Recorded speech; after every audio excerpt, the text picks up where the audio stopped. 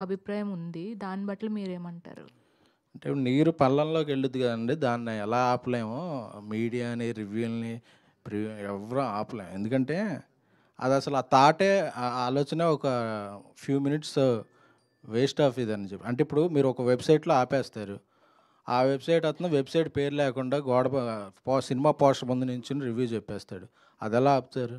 సరే జర్నలిస్ట్ చెప్పడు. సోషల్ మీడియాలో కొద్దిగా ఇన్‌ఫ్లుయెన్సరో లేతే ఎవరో అతను చెప్తాడు. ఈ సినిమా బావుంది, బాలేదని. ఒక సినిమా రిలీజ్ అయ్యాక దాని పబ్లిక్ ఒపీనియన్‌ని మనం ఎవ్వరం రిస్ట్రిక్ట్ చేయలేం. ఎందుకంటే నచ్చిందని చెప్పొచ్చు.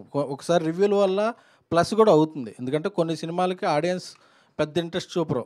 కాస్టింగ్ లేకపోయినా ఇది. అంటే వాళ్ళకి ఇది నాట్ అబౌట్ బావుంది. ద జర్నలిస్ట్ రివ్యూస్ అనమాట. బయట కొన్ని యూట్యూబ్ రివ్యూస్ గురించి కొంతమంది బ్యాన్ చేయాలి అంటున్నారు ఆ! కదా! చెప్తున్నాను. అలాగా దాన్ని ఆపడం అనేది ఆచరణలో చాలా కష్టసాధ్యం. దానివల్ల చెడు గూడా ఉంటది.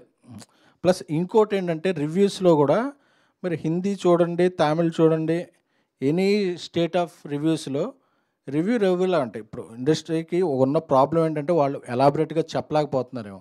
నేను అటు చూసాను, ఇటు చూసా కాబట్టి చెప్పగలుగుతుంది ఏంటంటే రివ్యూ ప్రాబ్లమ్ కాదండి. అబ్బో! అని ఒక లాంగ్వేజ్ వాడతాం. ఇది ఓటీటీలో కూడా చూడటం వేస్టు.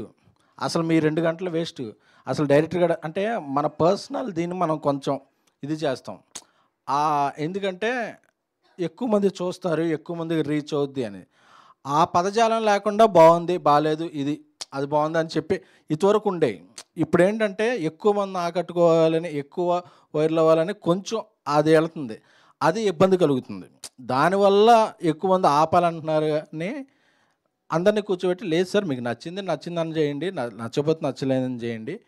అందుకని చెప్పి ప్లస్ 3 రోజులు ఆపక్కర్లేదండి. మార్నింగ్ షో అయ్యాక రివ్యూస్ ఇవ్వండి అంతే సరిపోద్ది. ఎందుకంటే కొన్నిసార్లు రివ్యూస్ తెల్లవారుజామున చూసేస్తారు.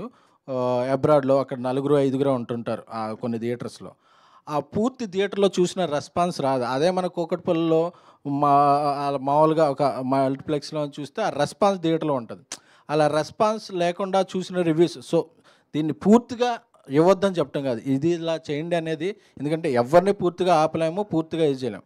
సో, ఇది అని చెప్పి మనం చెప్తే బావుంటుంది గానీ, అంతేగాని మీరసలు ఇవ్వద్దు, మీరు చేయొద్దు అంటే అది ఆచరణలోకి వచ్చే పద్ధతి కాదు. అండ్ ప్రొడ్యూసర్ ఎస్‌కేఎన్‌గా తెలుగు టాలెంట్‌ని ముందుకు తీసుకెళ్ళడంలో ముందుంటున్నారు. చిన్న సినిమా, పెద్ద సినిమా అనేది తేడా లేకుండా. దానికి ఎగ్జాంపుల్‌గానే తెలుగు హీరోయిన్స్ కానీ, తెలుగు ఆర్టిస్టులను గానీ ఎంకరేజ్ చేస్తూ వస్తున్నారు.